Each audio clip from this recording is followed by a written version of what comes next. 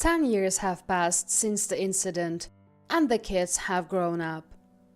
"Mom, don't forget tomorrow is Grandpa's anniversary," said my independent daughter, munching on bread as she dashed out of the house. "I'm off, Mom. Don't forget about tomorrow," reminded my responsible son, now a working adult. Our family has been watched over by my father, who left this world 5 years ago. My children became my support, helping me take care of him. The conflict with Mary, caring for my father with dementia. I regret having my son and daughter, still so young, go through such tough times due to adult complications. Maybe they just wanted to play freely with their friends. I thought this, watching the grown backs of my 2 children. My name is Karen. At 30, I married Jim, my senior at work, after a grand romance. We had a son and a daughter and even acquired our dream home. I believed our humble but happy days as a family of 4, with my gentle and kind husband, would last forever. But then, our happy times didn't last long. Shortly after our daughter's first birthday, both my husband's father and my mother passed away, and 2 years later, my beloved husband departed for heaven. I was 45 when my husband passed. My son Robert, just starting 6th grade, and my 4-year-old daughter Betty, attending a childcare center. How would I raise these children alone? The grief of losing my husband and the surge of anxiety overwhelmed me. Yet, I resolved to stay strong and protect my children, vowing never to cry in front of them. To this, Mary spoke heartlessly. "How can you look so calm after losing your husband? I pity the child who married such a heartless person. Since the beginning of our marriage, she took my precious son away." Mary despised me. But those were not the words for a widow who had just lost her beloved husband. When my father-in-law passed away, Mary, still in mourning, carelessly went on a vacation. "I can't cancel now." That was her excuse. Unbelievable. What a cold-hearted person. Then, after a while, I returned to my part-time job and received a phone call. "Karen, you've been through a lot." It was Ellie, living across from my parents' house. She occasionally checked on my father living alone since my mother's passing, and rushed over when my husband died. "Actually, I need to talk to you about your dad." "Huh?" The sudden change in Ellie's tone made me anxious about my father. Sensing my fear, she reassured me. "It's nothing serious. I know you're busy, Karen, but do visit Dad sometimes, and come to my place too." Ellie's voice returned to its usual brightness. Though she said it was nothing serious, I couldn't sleep at all that night, anxious. The next day, unable to shake off my worries, I entrusted my young daughter to my son and visited Ellie's house. "Could it be my father might have dementia?" said Ellie. My father's expressions and behavior resembled her father's when he had dementia. My 74-year-old father, retired but happily engaged in gardening and vegetable growing, laughed off my suggestion to live together after my mother's passing. "I'm not ready to be a burden yet." My father laughed. I couldn't accept Ellie's words, having seen my unchanged father at my husband's funeral. Considering how strong Dad was, it's understandable for Karen to be shocked. Even I thought it wouldn't happen to my parents. But Karen, it's a path everyone eventually takes. Saying so, she comforted me, gently patting my crying back. A few days later, accompanied by Ellie, I consulted the city office about my father. Following a medical examination, he was diagnosed with dementia. Of course, it was a shock. Yet, standing still and worrying won't change the fact that it's dementia. I must accept reality and move forward. Whether she knew how I felt or not, it's a 30-minute leisurely walk from here, a perfect walking route. Mary, who had walked from her house, intruded into ours uninvited. Then, in the kitchen, "What's the special dinner for tonight?" She rummaged around, making herself at home. "Ah, yes, I thought of making pizza, the kid's favorite." "How ordinary," she muttered, sitting down, watching me cook. Mary, it's getting dark outside." "Fine, I'll settle for pizza today." "What? She plans to eat and leave? What's the matter? Any complaints?" "No, not at all. Mary, living with her son-in-law and daughter-in-law since her husband passed, knew Jane worked full-time and often came home late. The kids are eating out today. Once in a while, we need to give the couple some time alone." Then Mary finished off the ordinary pizza I made. "I'm so full I can't move. Karen, can you drive me home?" "Sure." 2 days later, Mary showed up again. "What a charmless child. Wonder who he takes after," she remarked sarcastically. My son, never warming up to Mary, might have seen through her, having heard her badmouth me and my parents since he was young. Pretending not to hear her, he left the house.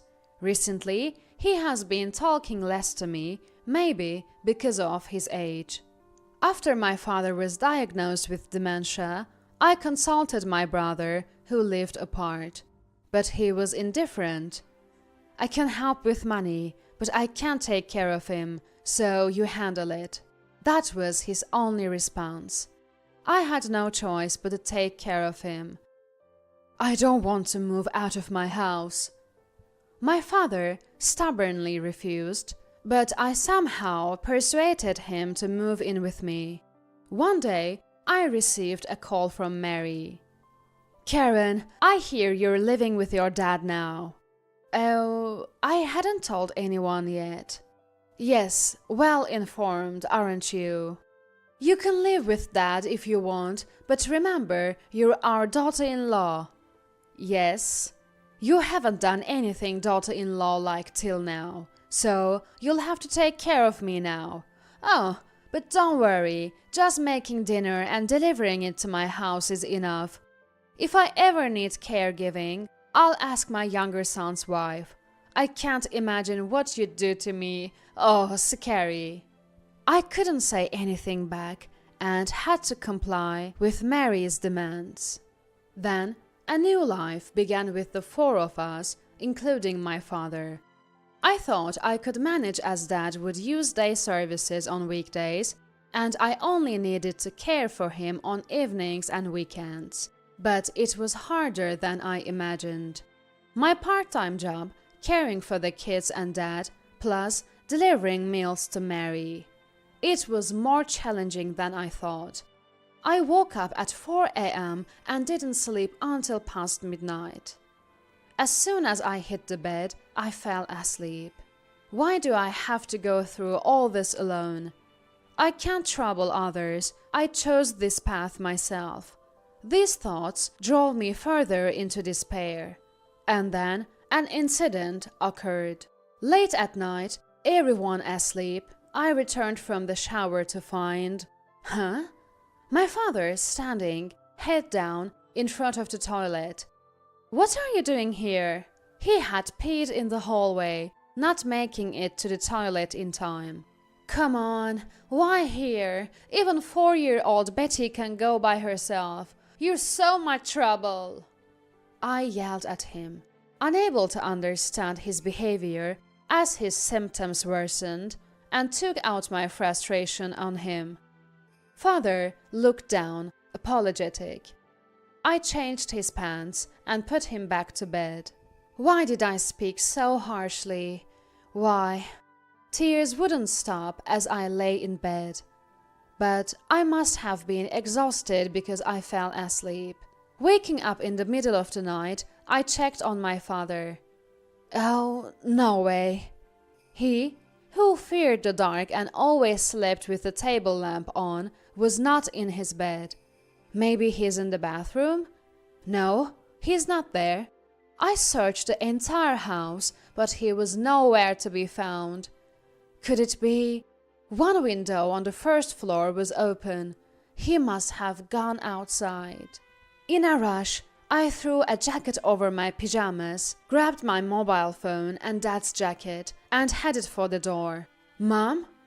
Turning around to the voice, I saw my son, rubbing his sleepy eyes. Mom, Grandpa's sleeping in my room.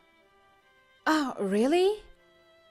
Relieved by my son's words, I slumped to the floor, drained of strength. Peeking into my son's room, I saw Dad curled up small like a child, sleeping peacefully in my son's bed. I'm sorry, Dad. And my son, sharing the same blanket, quickly fell back asleep. The next day, right after coming back from school, my son approached me. Mom, Grandpa seemed like he wanted to go back to his own house. Huh? He told me about last night. Let's take him home. We can live there with him. Robert, I'll help out, Mom, so you don't have to struggle alone anymore. I'll take good care of Grandpa. My son, who had always adored my father since he was little, had been concerned about Dad after Mom passed away and often visited him. I had thought he was still just a kid. Then I made up my mind. Let's sell this house and live in my childhood home. The decision was made quickly. I started renovating our old house to make it comfortable for Dad. Of course, the money for this came from my brother. I also began to tidy up the house we were living in. Karen, what do you think you're doing? Mary, having caught wind of the news, arrived in a car driven by my sister-in-law, Jane. But that's strange. How did Mary know? Jane wouldn't have told her. It must be this little one's doing. Looking at my daughter, she covered her mouth with both hands, looking flustered. No doubt. Mary must have bribed her with candy to get the information. Well, it can't be helped. She's only 4 after all. The fault lies with cunning Mary. Yes, I'm selling this house to live with Dad at my childhood home. Selling this house? What do you mean? That's the house my son built. How dare you sell it? So that's it. You plan to rebuild your childhood home with the money from selling this house, right?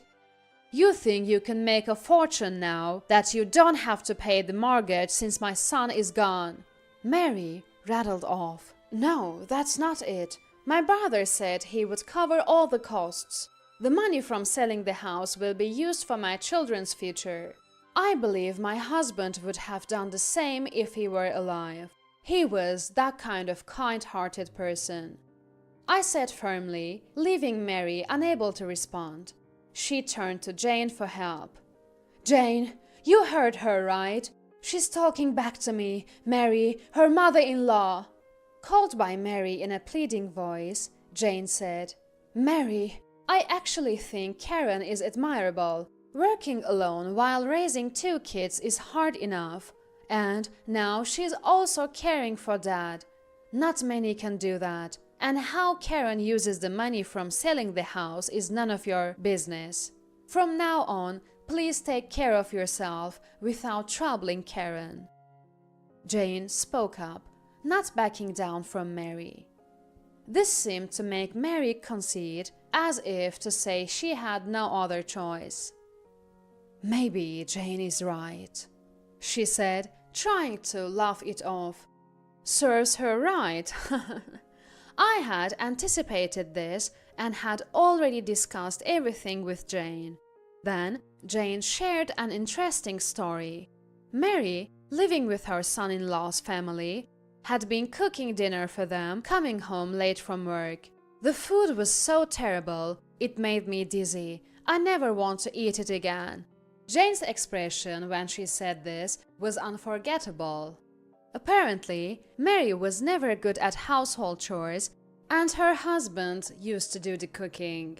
After that terrible meal, the son's family started eating separately from Mary. Karen, leave it to me. Jane promised to support my decision to live in my childhood home. Soon, the renovation was completed, and we moved in successfully. I felt sorry for my son, as the commute to school became longer, but he said, "It's totally fine," and began to talk to me more openly. With my son's help, I found more time and felt relieved after opening up to others about Dad's dementia. I naturally became kinder to Dad. While helping him get dressed as usual, "Thank you for always taking care of me." Dad bowed his head to me and smiled. It seems he thinks I am a helper taking care of him, forgetting I am his daughter. Of course, I felt sad, but it had been a long time since I saw Dad smiling like this. That was what mattered most to me. "Hello, Karen. How have you been?" One day, Mary called. I couldn't help but sigh. I had just recently gotten relief from Mary's stress, thanks to my sister-in-law. "Yes, I've been very well. How about you, Mary?" "Nothing much has changed. How is Dad? Is his forgetfulness getting worse?" "Oh? Why would Mary care about my father?" "Yes, he's doing well. It varies from day to day. He seems to remember things from the past, but not so much recently." "Is that so? Maybe I should pay him a visit sometime." "No, that would be troublesome." "No, that's not necessary. Your thoughts are more than enough." "Oh, just thoughts? Maybe I'll send some flowers then." "Huh? That's not what I meant. Sometimes conversations with Mary turn into such odd exchanges. Anyway, I'll come by tomorrow." Saying that, I hung up the phone. The next day, having a day off, I decided to visit Mary briefly.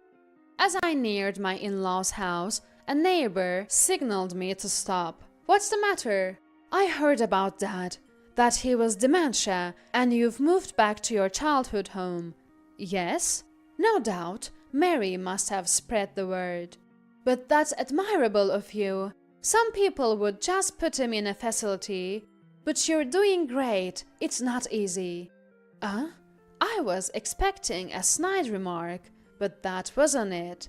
"Let me know if you need anything. We should all help each other in times like these. And don't worry about that gossiper. Just ignore her."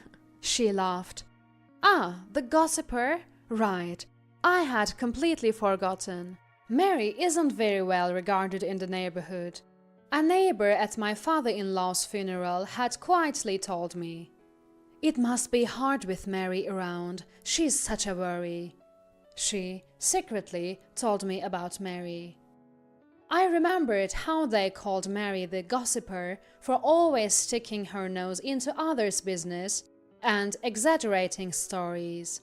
"Oh, Karen, you're here?"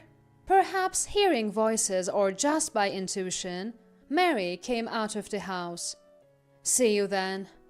The neighbor quickly went back inside, as if not wanting any involvement with Mary. "What were you two talking about?" Mary always needs to know who's talking to whom in her absence. I thought it would be troublesome to go out with her any longer. "Sorry, Mary. I have to go pick up my daughter. See you." I waved with a smile and drove off. "Robert, I'm off to work. Take care of Grandpa and Betty, okay? Call me if anything happens." I handed my emergency mobile phone to my son and left for work. During work, my phone vibrated in my pocket. Answering the phone, "Mom, something's wrong with Grandpa. Please come home quickly." My son sounded panicked. I felt it was serious without asking for details. Understood, I'm on my way. I explained the situation to my co-workers and headed home. Approaching the house, I saw a police car parked in the nearby vacant lot. Oh, what? No way. At the front door, Ellie and my daughter, who was clinging to her and crying, stood. Karen, it's terrible. Go to that room quickly. Huh? Entering the room, I saw Dad cowering behind my son in a corner. Ah, Rolla, you're back. This woman. She did something terrible to your daughter. This woman. Dad, thinking I was his wife, pointed accusingly at Mary, who was sitting pale-faced. A police officer stood next to Mary. I didn't do anything. Henry suddenly attacked me. Mary was ranting. No, Grandpa did nothing wrong. My son retorted, visibly shaken. You can relax now that Mom's here. Tell us honestly what you saw and heard.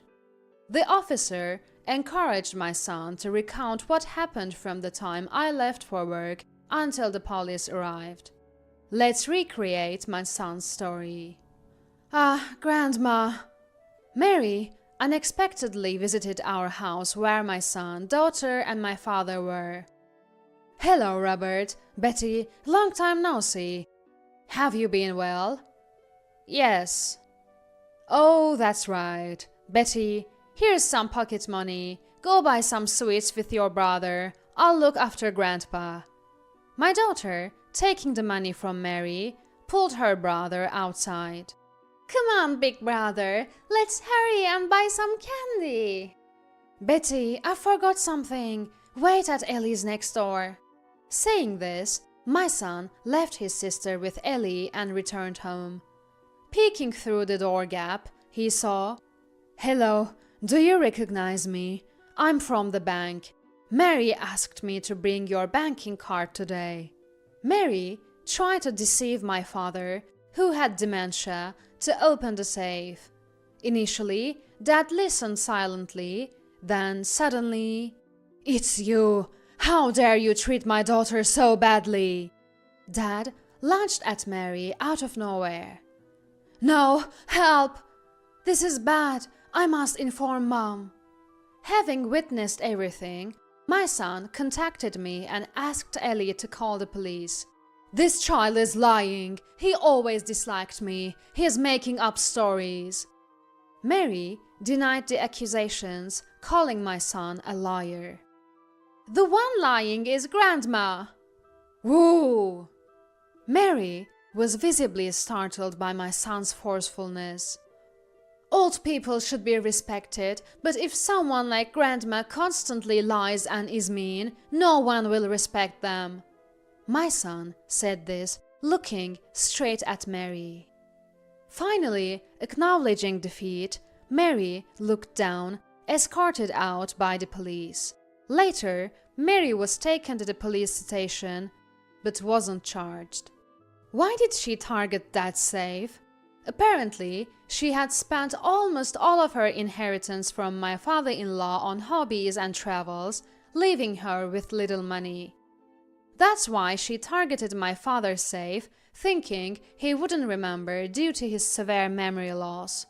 How shallow! Though Mary wasn't charged, social repercussions followed. The news of Mary's police encounter spread quickly in the neighborhood. Once the spreader of rumors, Mary became the subject, eventually confined to her home, unable to move, abandoned even by her younger son's family. She likely faces her last days in a nursing home. Meanwhile, in our home, Robert, thank you. You saved Grandpa and said what I couldn't. I feel so relieved. I expressed my gratitude, and my son bashfully replied, I'll always protect you and Mom. I thought he was still just a child, but tears rolled down my cheeks unknowingly. Mom, are you crying? My daughter peered at my face. It's okay to cry, Mom. If you hold it in, you'll get sick, she said, handing me a strawberry-patterned handkerchief from her pocket. Since my husband passed away, I had decided never to cry in front of my children. But I learned from them that it's okay to cry when you need to, and you don't always have to try so hard.